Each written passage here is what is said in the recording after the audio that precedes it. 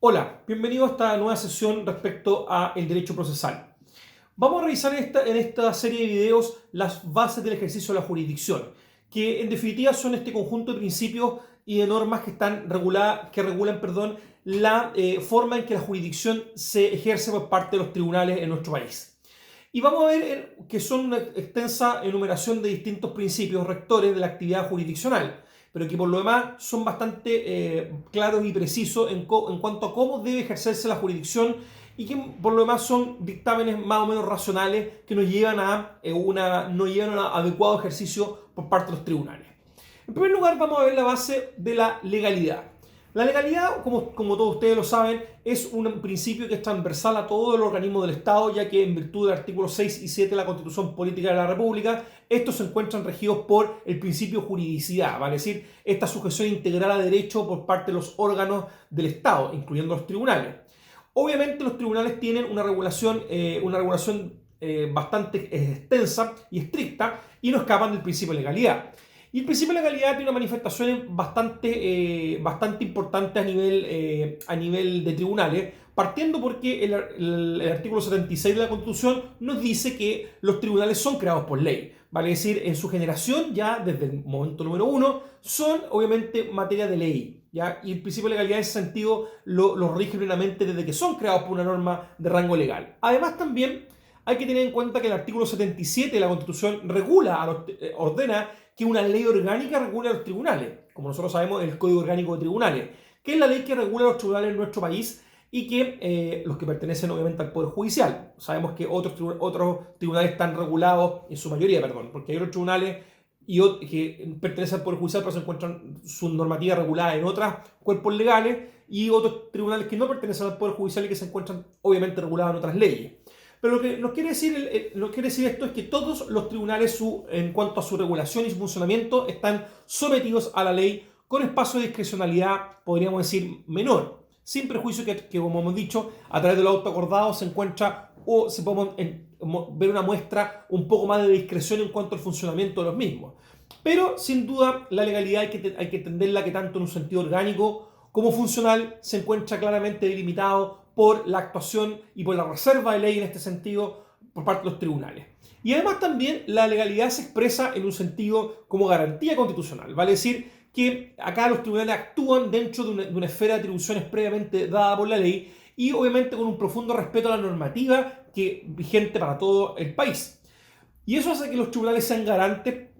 de la aplicación de la ley a favor de los ciudadanos, cuestión que en nuestro concepto define también la legalidad como una garantía constitucional. En ese entendido, tenemos que entender y comprender bajo esta triple noción la legalidad, orgánica, funcional y como garantía. Pero todo bajo el mismo eje, ¿ya? Que la legalidad es la manera en que debemos entender el actuar de un tribunal. No hay mucho espacio para la discrecionalidad, ni menos para que la convencionalidad genere normas relativas a los tribunales. Obviamente se encuentran dentro de un sistema que los regula de forma estricta como es el sistema legal. Una segunda base es la base de la independencia. Y la independencia podemos decir que es una de las cuestiones más anheladas por parte de los tribunales y es uno de los fundamentos de un Estado de Derecho sano.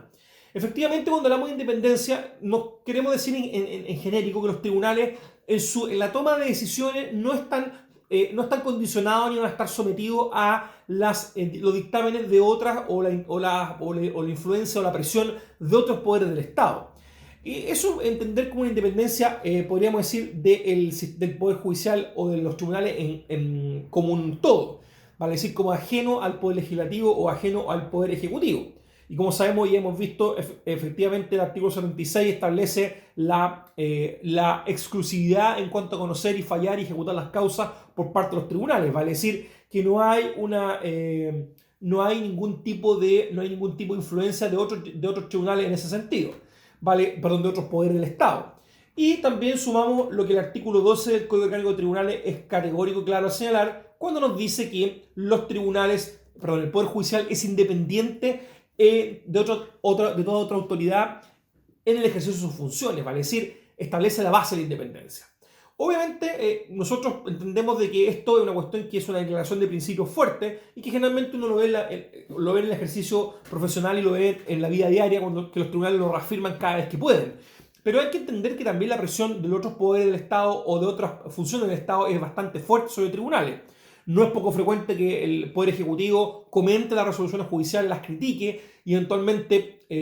fuera de impugnarlas, que es una cuestión propia del sistema, también haga un ataque, podríamos decir, comunicacional o por medios extralegales. Cuestión que parece ser un poco ajena o un poco que choca con la base de la independencia. El hecho que es una línea bastante delgada, porque uno podrá pensar, bueno, el Poder Ejecutivo o el Legislativo tienen derecho a comentar lo que quieran, porque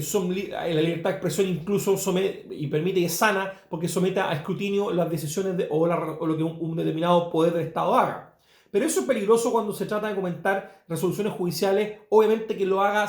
el mismo Poder Ejecutivo, que en definitiva el que también tiene cierto control sobre el Poder Judicial debido a la aprobación de una ley de presupuesto, que es una cuestión súper en otros países comentada respecto a la independencia del Poder Judicial, que no es tal si no tiene independencia financiera propiamente tal establecida en el presupuesto de la nación.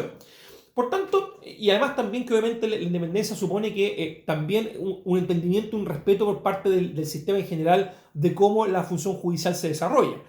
Si nosotros no tenemos, si el Poder Ejecutivo, el Legislativo u otras funciones del Estado no respetan en el sentido de no entregar suficiente apoyo a las resoluciones judiciales, por mucho que las compartan o no, un apoyo, me refiero a una crítica que se haga al interior del proceso, no fuera de este, malamente la comunidad o la sociedad que no es letrada ni experta en temas jurídicos va a poder entender o comprender una resolución judicial. Por tanto, pasa porque la presión del resto de los poderes sea donde corresponde, que efectivamente si el Poder Ejecutivo es parte de algún proceso podrá en ese sentido impugnarlo, o si el Poder Legislativo no comparte las decisiones judiciales podrá instar por las modificaciones legales que correspondan. Pero en ese sentido la independencia debe cautelarse como una cuestión que la ley establece claramente en el artículo 12 del Código Orgánico y el 76 de la Constitución Política como un principio básico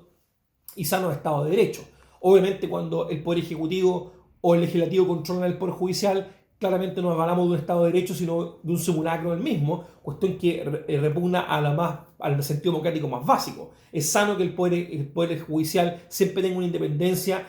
clara y establecida no solamente por declaraciones legales, sino también en la práctica y en los hechos sea objeto de una ponderación tal por parte del resto de los actores del sistema. En ese entendido, la independencia también debe graficarse, por ejemplo, en el sistema de nombramiento de jueces. Cómo eventualmente puede haber una influencia por parte de otros poderes del Estado en el nombramiento de jueces, que también eventualmente pueden condicionar cierta independencia del mismo. Recordemos que se ha instalado un poco en nuestro sistema cuando hay un nombramiento de un ministro de la Corte Suprema, que este ministro vaya a presentarse al Senado, exponga su visión del sistema judicial, cuestión que puede parecer un poco peligroso en cuanto a exigir esta suerte de ir a rendir, de ir a mostrar credenciales, cuando obviamente lo cierto es que un juez, por su currículum o por su forma de entender el sistema, debería hablar por sí mismo, más allá de tener que ir a mostrar como su política judicial, cuestión que claramente nuestro concepto escapa a una independencia propiamente tal y clara. ¿Cuál es la razón de que lo haga frente al Senado? ¿Será para alinearse respecto a las necesidades de una mayoría política dominante en un determinado momento del tiempo? Creemos que es una cuestión nueva, una cuestión muy sana. Bueno, la independencia también, obviamente, no solamente la hablamos desde el punto de vista, no la hablamos desde el punto de vista del Poder Judicial completo respecto a otros poderes del Estado, o de tribunales respecto al resto de poderes del Estado, sino también al interior del propio Poder Judicial, también de la independencia respecto a los jueces de instancia. Y claramente esto también es una cuestión que es bastante polémica, porque efectivamente hay jueces, hay obviamente una intención por unificar ciertos criterios, pero también hay que ver cómo estos se grafican en cuanto a si la unificación de criterios también quiere decir una subordinación funcional total por parte de todos los tribunales ordenados de forma jerárquica, o si efectivamente hay espacio para el disenso y que cada tribunal pueda tener sus criterios establecidos. Obviamente esto es un tema bien complejo, porque creemos que si bien una cosa es seguir un precedente en cuanto a más o menos una coherencia en las decisiones judiciales por parte de los tribunales, que por algo es un sistema piramidal donde existe una Corte Suprema, lo cierto es que otra cosa es que los criterios sean serviles respecto a los superiores, cuestión que creemos que no es el espíritu de la norma. Cada juez puede tener su propia decisión y obviamente la Corte, se la comparte o no, la va a confirmar o la va a revocar. pero eso no significa que eso genere algún tipo de consecuencias para el tribunal. Vale decir de que el tribunal se vea amenazado en su independencia por las decisiones de sus superiores, que obviamente lo contrario eliminaría cualquier tipo de razón de existir una pirámide jerárquica y por tanto bastaría con un solo tribunal que resolviera todo. Obviamente la lógica no es esa, la lógica es tener estos disensos legítimos, claramente manteniendo una cierta coherencia jurídica que uno espera dentro de la legislación. Es un equilibrio delicado, difícil de lograr, pero que por lo menos creemos que el sentido que se debe tomar. Y obviamente los jueces en este sentido son independientes para poder tomar decisiones correspondientes y obviamente cada parte tendrá la forma de impugnarla en sus decisiones. Creemos entonces que la base de independencia sin duda se comporta como una de las más relevantes para poder sostener el sistema jurídico.